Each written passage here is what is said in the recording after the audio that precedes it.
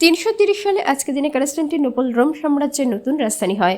1912 সালে আজকের দিনে আলেকজান্ডার ভাইজেন্টাইন সাম্রাজ্যের সম্রাট হন। 1945 সালে আজকের দিনে অস্ট্রেলিয়া, ইংল্যান্ড এবং হল্যান্ডের মিত্রশক্তির বিরুদ্ধে যুদ্ধে ফরাসি বাহিনী জয়যুক্ত হয়। 1857 সালে আজকের দিনে সিপাহী বিদ্রোহ সৈনিকরা ব্রিটিশদের কাছ থেকে দিল্লি অধিকার করে নেয়। 1867 সালে আজকের দিনে লুক্সেমবার্গ স্বাধীনতা অর্জন করে।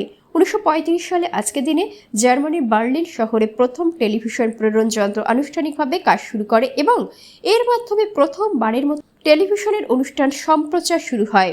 1940 সালে আজকের দিনে জার্মান বাহিনীর আগ্রাসনের শিকার বেলজিয়ামকে রক্ষা করার জন্য ব্রিটিশ এবং ফরাসি সেনাদের যৌথ বাহিনী বেলজিয়ামে প্রবেশ করে। 1949 সালে আজকের দিনে ইসরায়েল জাতিসংঘে যোগ দেয়।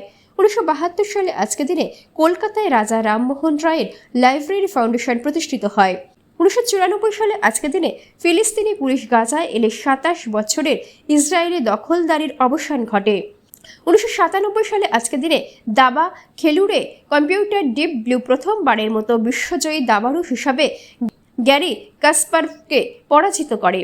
1998 সালে আজকের দিনে ভারত সরকার দেশটিকে মরু রাজ্য রাজস্থানের পোখরানে ভূগর্ভে 3টি পারমাণবিক অস্ত্রের সফল পরীক্ষা চালায়।